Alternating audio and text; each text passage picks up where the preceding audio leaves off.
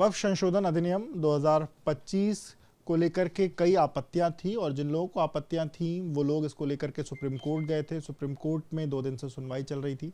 आज की जो सुनवाई हुई है उसमें कुछ बिंदु हैं जिसको लेकर के सुप्रीम कोर्ट ने अपनी टिप्पणियां की हैं और उसमें एक बात सरकार को एक तो 7 दिनों के अंदर अपना जवाब जो है वो दाखिल करना, और उसमें एक जो बड़ी चीज़ जो ये कही जा रही थी कि इसमें जो गैर मुस्लिम हैं उनको भी इसका सदस्य बनाया जाएगा, उस पर फिलहाल 7 दिनों के लिए रोक लगाई गई है।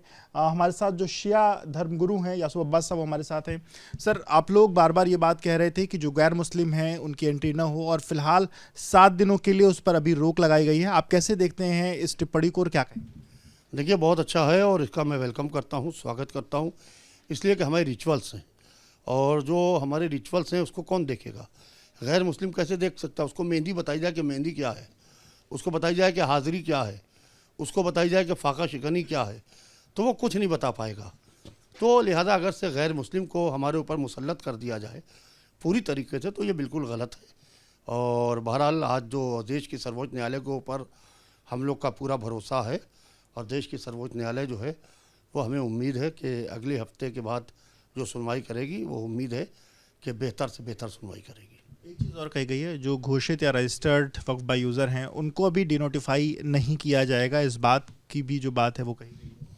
ठीक है, बहुत अच्छी चीज़ है और जिस तरीके से जो यूज़र हैं उनका वाकिफ़ की मंशा जो है उसको पूरी तरीके से देखते हुए उसको ध्यान में रखकर ही काम होना चाहिए। पूरी तरीके से इसको हम लोग रोज़े अव्वल से जेपीसी के सामने कह रहे थे।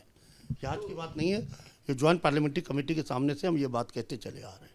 जिस मंशा से आप लोग सुप्रीम कोर्ट गए थे, क्या लगता है कि उस मंशा की तरफ कहीं ना कहीं ये जो तमाम जो टिप्पणियां हो रही हैं, सुप्रीम कोर्ट जो टिप्पणियां कर रहा है और वो जो आप लोग की जो कहीं ना कहीं एक तरीके से जो ये चीज़ें थी कि ये चीज़ें सही नहीं हैं, उनमें जो चीज़ें सुधार होने चाहिए, क्या लगता है सुप्रीम कोर्ट उसी तरीके से वैसी जो टिप्पणियाँ हैं वो आपके फेवर की?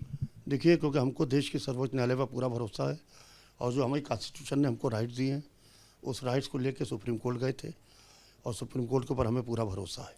अगर देश की सर्वोच्च न्यायालय के ऊपर किसी को भरोसा नहीं है तो फिर किसको ऊपर भरोसा होगा?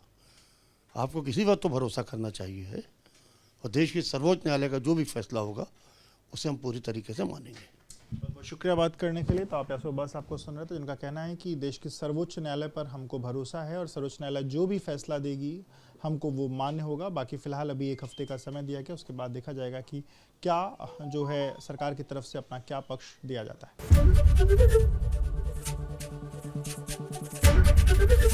एबीपी गंगा, खबर आपकी, जुबान आपकी।